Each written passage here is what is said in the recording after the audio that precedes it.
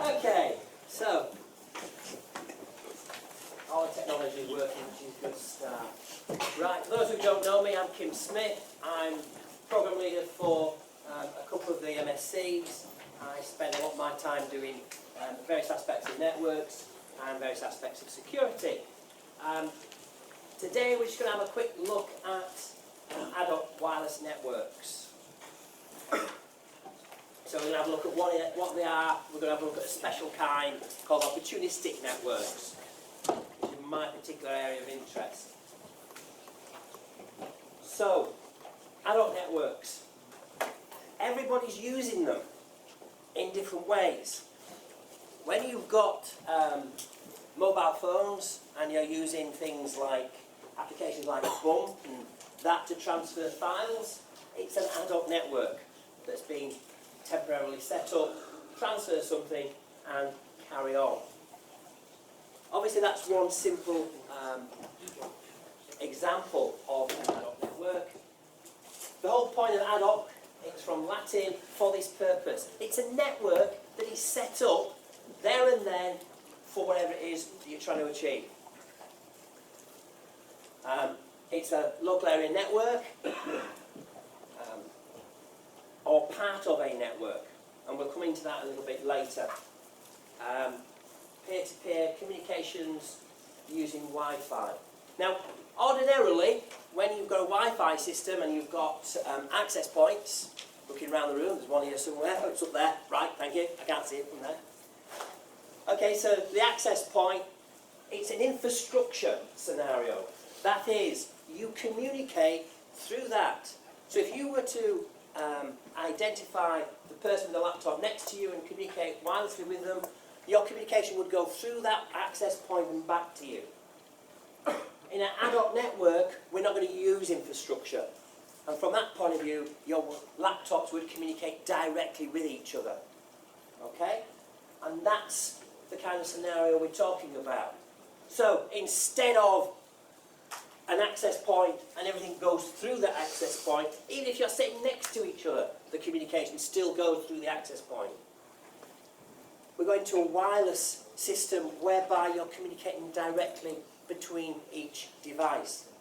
If you've got a laptop, when you set up your connection to a Wi-Fi and you put SSID in, etc., you can put your own information in there, and then there's a little tick box which says infrastructure or Ad-Hoc. Click on the Ad-Hoc and you create your own network for communicating with each other, not through the main system, independent.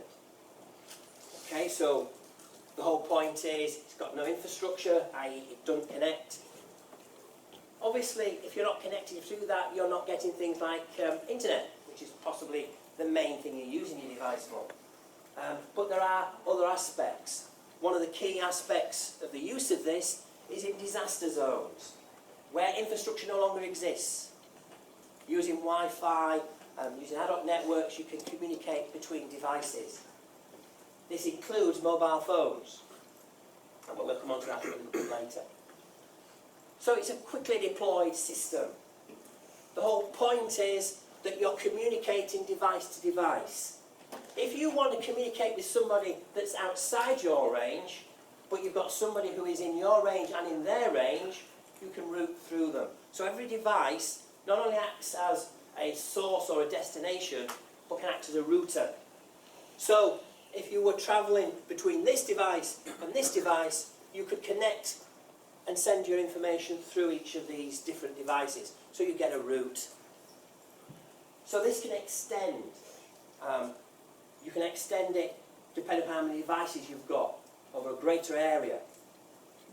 Examples, classrooms, between PDAs, between each device. We have a HP classroom that is set up exactly like this, where it's HP devices all communicating. So whatever the instructor, the lecturer at the front does on his screen, it gets relayed to everybody else, ad-hocly, not going through the infrastructure. Soldiers, wearable computers, shopping malls, disaster response.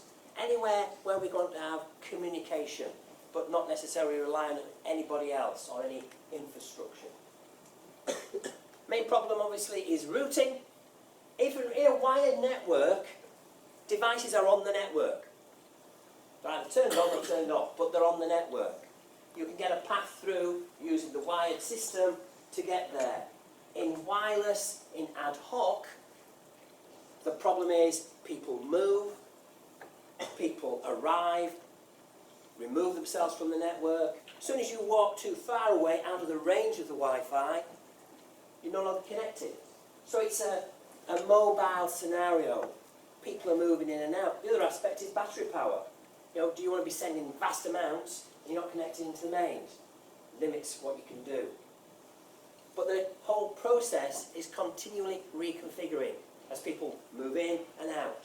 So somebody here on a laptop connected into an ad-hoc network through this classroom, as they walk out the door and go out of range, they disconnect. They're no longer there. So the routing has to develop around that scenario.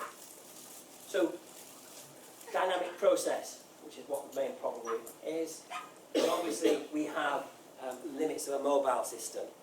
If you consider a disaster area where you're using your laptop to transfer information, it's limited to what the battery power is. You know, in a disaster, there isn't any mains to plug into. There isn't any telephone towers. They're all flattened.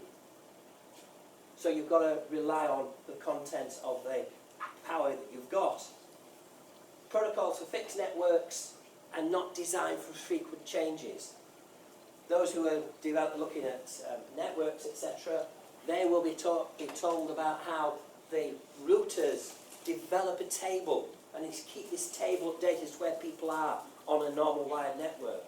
It's not expected for them to change, so that system works quite nicely.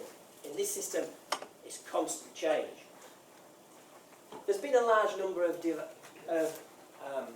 developed, often relying on that end-to-end path. It's called the forwarding paradigm. Anything that comes in that's not for them, they pass on. They forward it to the next device. But there has to be that end-to-end. Without a complete path, an ad-hoc network ceases to function. These are some of the different ones. Just as an example, dynamic sourcing. Some of them work on a basic table and are proactive. So they're trying to keep an eye on what's happening out there. So they're sending out hellos all the time to say, I'm here. It's a bit like your Windows computer. It's constantly turning around to everybody on the network and saying, I'm here. Is anybody else here? Then you've got the on-demand. Those that are reactive. When you need something, it responds. In a situation here, route discovery, what we've got is, we've got a source here and a destination here. And these are different wireless laptops, if you like. As what happens is the first source transmits to everybody that it can contact. They then transmit to everybody, including back to the original source. Everybody's sending everything to everybody. You know, trying to connect to people. And that goes on. Obviously, it's now reached the source. However, this device here doesn't know that, so it carries on the process. And that's how it spreads the message. This is a flooding process. It floods the network, which is a bit over the top in many respects. But that's an ad-hoc network. What happens about people like this? They're not actually in connection, they're not in range, so they're left out. Well, there's now a special type of ad hoc network called an opportunistic network or delay torrent network. Opportunistic means it's looking for an opportunity. Anybody who is travelling in their direction could carry the message. Okay? But that's a change, isn't it? Previously we've talked about the fact that it's a forwarding paradigm. Now we're talking about carrying the message. So this is using a process of carry forward. So it's going to store the message. It's going to hold all the messages. And when it comes in contact with somebody who doesn't have the messages, it's going to pass them on. So it's a new method of doing it. How are these being used? Well, it's quite interesting. NASA are producing interplanetary internet. Sounds good. The whole concept is that if you imagine the receiving station in the States, obviously it's not necessarily facing the direction that's required. There could be planets in the way. And so what they're going to do, or what they've done is, they've developed a system using their satellites, so that if messages coming from, looks like possibly Mars, the satellites there will pass to intermediate satellites, International Space Station, other satellites, and eventually down to the Earth. The messages are sent out, they're stored until one of these devices actually comes into range of another device and then passes the information. This one is where it's communication between populations of reindeer herders. Okay? So out in Lapland, distance is phenomenal, and you've got groups of people herding reindeers who live out there with the reindeers all year long, and their communication system is this SAMI, where messages are passed to anybody who's passing. Aircraft, people driving by will pick up messages, and as they then pass the next set, they'll be dispatched to those people. Zebra is net, tracking zebras. What they're doing is, each zebra has a collar, it's collecting information as to where they've been, what they've fed, what's happening to them, and as the wardens drive around in their Land Rovers, every time they come in range of one, that information is downloaded into their machine as they carry on past. When they get back to base, plug it in, and all the information's there. But they've never actually stopped and taken the information off the individual zebras.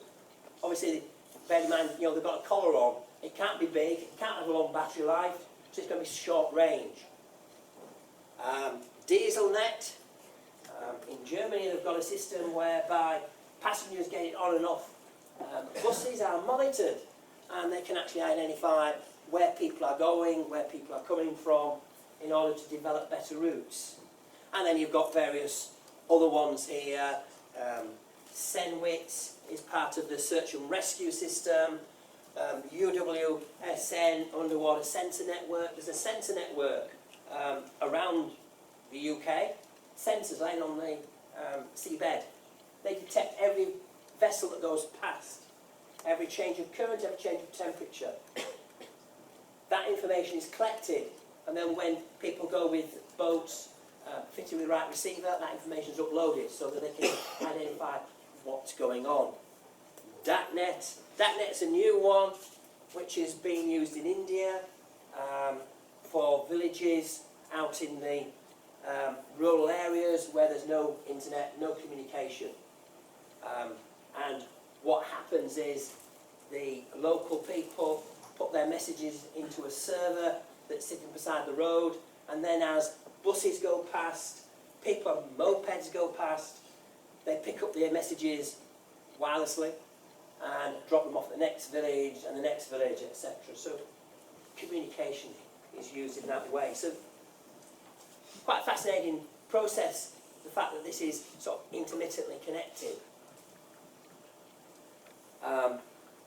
As we said, it's got a store carry forward routing pattern to it, so it's constantly picking up messages. Every time it meets, it passes them on. Using the best carrier.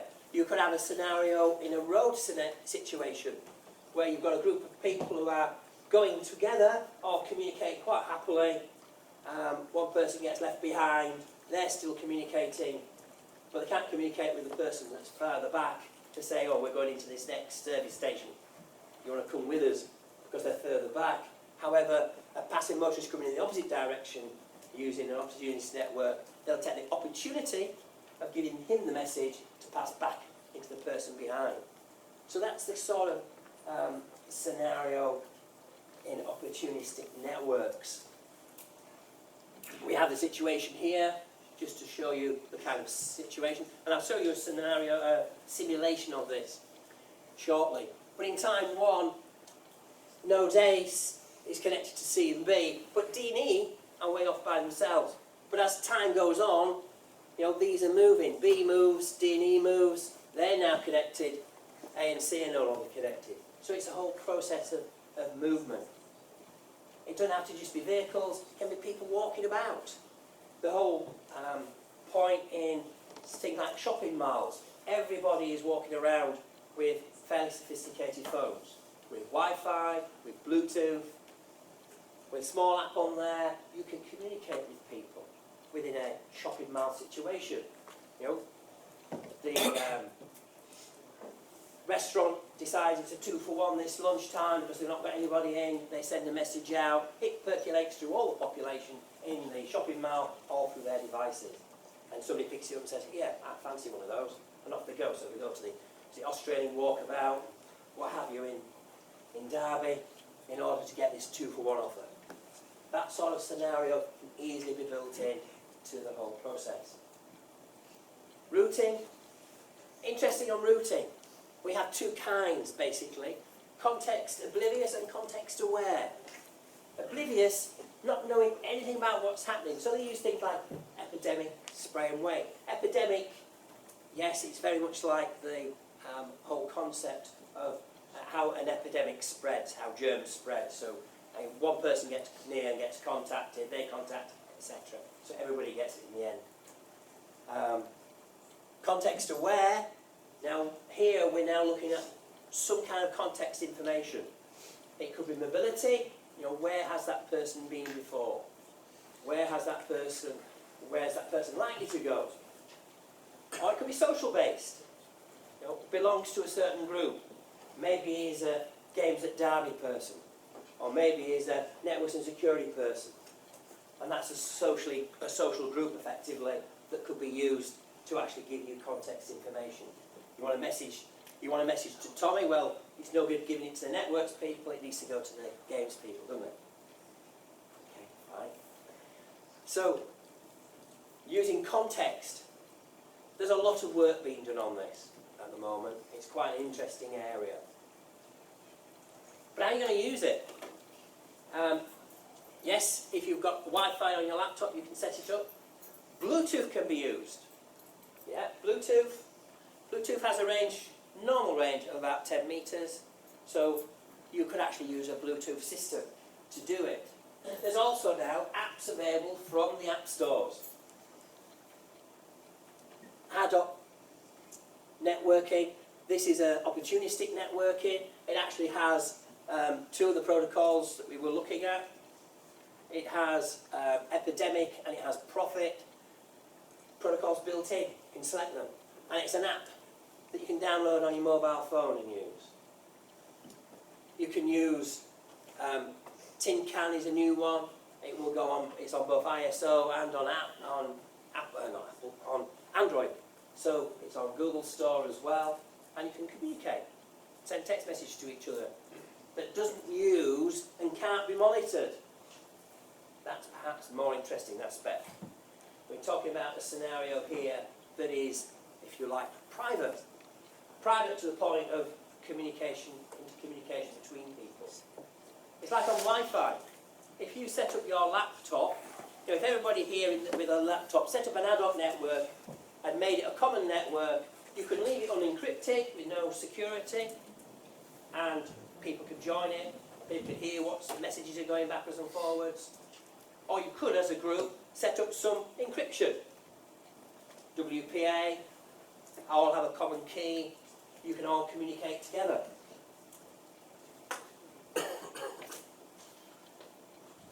Excuse me. So you could actually have encryption and have different groups. You could have multiple groups, all with their own Ad-Hoc network, all communicating separately, hidden effectively, privately. Nobody else being able to monitor you. Depends upon what kind of security you're actually putting on it. How many people here have got use wireless access points at home? Got your own access points? Okay. How many haven't got any security enabled on them? Anybody? Yeah. It's interesting, just talking about the security of wireless just for a moment. Last year, I was talking to the final year group, and one student said, yeah, I haven't got any access. I'm quite happy to allow anybody to use the internet, because the internet should be free. Good, bold, political statement. That was all very well until about a month later, the police arrived because he'd been identified by the ISP as downloading child porn. Not him, but his access point. However, it is his access point and therefore he's responsible. True story. Yes? What happened to him? After a lot of toing and froing, they took away his computer, they searched his computer and found nothing on it, and therefore they accepted his story. Unfortunately, he lost his computer towards the end of his final year, so he spent all his time in the labs, because that's the only way he can get a computer. So, don't do that. Anybody still using WEP? WEP? No? Yeah? So you're all on WPA? Okay, too. Go, good. How big's your password? As long as it's not a dictionary, you should be fine. No. No, the reality is, it doesn't matter whether it's dictionary or not. We now on the internet have rainbow tables. What a rainbow table is somebody set to and got every combination of letters and symbols that can be used, and passwords. They're now up to 20 characters. This is a 20 terabyte file that can be used to search. If you have a web or a WPA system where it's 1 or 2 and your password is in the dictionary, you are vulnerable. If your password is less than 20 characters, you are now vulnerable. Because these tables on the internet are readily available and searchable. There's actually a couple of companies which was quite interesting the other day to come across, that you could send up the handshake that you get when somebody's connecting to the Wi-Fi up to them, and they guarantee to return the key within 24 hours if it's anything less than 20 characters, and they charge you £5 for it. It is, isn't it? Yeah. You want to find out what your name? No, we won't go down that road. But it is a vulnerability. If you haven't got anything that's of any interest. But what is of interest? Your credentials, your banking information, who you are. That's really quite useful now, isn't it, on Wi-Fi? So, try and be a little bit more secure. I want to show you a simulation which will show you a process not only of, well, it's actually opportunistic networks, however, shows how ad hoc networks work. What we've got here is every point here that's labelled is a laptop or a mobile phone. The green circle is the range, which has just been set at 250 metres. Obviously, in order to communicate between that one and that one, they both have to be in range of each other. And when we run the simulation, messages will be put into the system to show how an opportunistic network works. However, every time they are within range, a black line will indicate that they have connected. It indicates what would happen in both an ad hoc and an opportunistic network. So let's just run this for a little while. Right, okay, so as you see, as the devices are moving, different ones are connecting, paths are changing as people come into contact or come near enough to connect. Is that one going to make it? More paths changing. As they've made it. They're in communication. But what it's showing is how, even in an ad hoc network, how these things move, how they connect. They're coming into range, dropping it, connection hours drop from here, so these are no longer connected. We're not seeing the messages at the moment. Oh, yes, we are. If there's little dots next to these, we'll zoom in, and you can actually see messages getting communicated.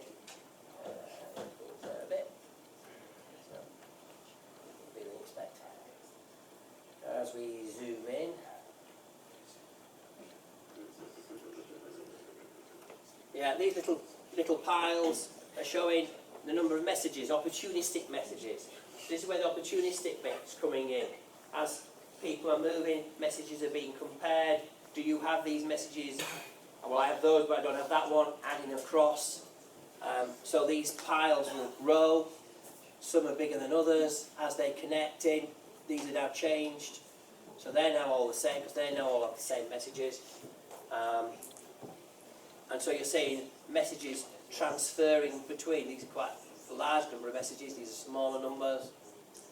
As these connect, then they'll all equalise out as the messages are passed between each node. And the paths are constantly changing as people come in and come out. So this is, as I say, this simulation is actually showing the whole process of mobility, of how people come in range, how they connect and disconnect. And they're getting nearer and they're going to connect. The whole range of paths, as you can see, keeps changing. The whole pattern. This is a path of 4,000 by 4,000 metres with these people moving about. They're going to make it. But messages are coming out as well, obviously coming back up this way. So these now messages, although that one's actually got another message than this one, those could be different messages than these. So when they actually connect, if they actually connect. Typical thing with simulations, doesn't always do what you're expecting. They're in a pattern of movement. Oops, they've disconnected. Where it's a random movement, so every time there's a recalculation, they change direction. So something that you think is about to touch, so it goes in the opposite direction. It's a wonderful thing about demonstrations. Oh, they've connected across there. So messages have gone backwards and forwards. You can see them bouncing as they're transferring messages, etc.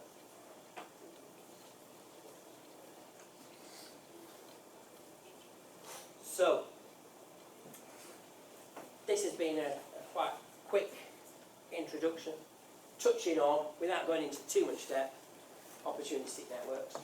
You can set them up fairly easily from your laptops to each other and from your phones. Phones tend to have to need, well, Apple phones certainly need apps. They don't kind of let you loose on all the settings, unfortunately. But apps will allow you to do it. You can set up and have your own private little networks, your own private communications without being monitored by anybody else. And we've shown opportunistic networks, which is a development of them, which is actually quite interesting. Well, I find it quite interesting. You probably don't, but that doesn't matter. You might by the time you're looking for a dissertation at the end of your time here. Any questions?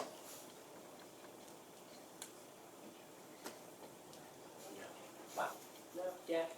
How long did it take you to make that diagram? How long did it take me to do that diagram? Because actually a simulation, I did spend a lot of time with it and I've been using it for a while. Actually setting it all up didn't take that long, less than an hour. It's the beauty of simulations and simulation tools. They allow you to do quite complex things fairly simply. Any more questions? Yes. If one device in an ad hoc network was connected to the internet, could the other computers connect to the internet? Absolutely. And there is a process whereby that is used, and you can have what you can have is, if you take one of these devices and you actually have that connected by a wire to an internet, it would then allow everybody else who is in connection with it to access the internet. And it could be a server, or it could be anything else for that matter. Yes? If the device is being used as a throughput between two other devices, does that then limit the functionality of that device itself? To some extent, okay. The basic protocol, and most of the routing is done at protocol level, so it's pretty fast. Doesn't really have much effect on you. However, if you're sending lots of messages through, there's lots and lots of messages going through, yes, it's going to affect the speed of your device. You know, if you've got if you've got an old laptop running XP like I've got here, yes, it's going to affect it quite dramatically. If you've got one of the latest running 8.1, the chances are you wouldn't even notice it. You've got to bear in mind it's wireless. The throughput of wireless is actually relatively low. It's half of what you'd normally expect. If you had a 54 meg connection to a wired connection, you'd be getting data at that kind of rate. If you've got a 54 meg wireless connection, you'll be getting communication at only half that rate. So the throughput is substantially lower, approximately half. The reason for that is the protocol is different. On a wired network, the protocol is fairly minimal. There's not a lot of overhead because it's all connected together. Is there anything on the wire? No, send it.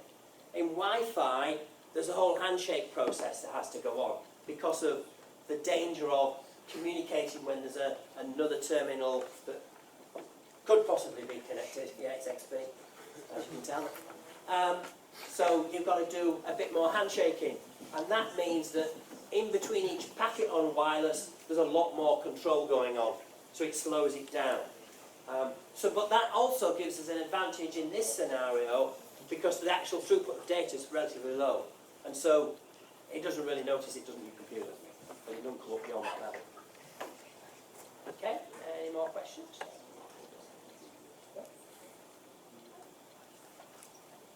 Okay, well that's fairly short and sweet. Thank you for your time.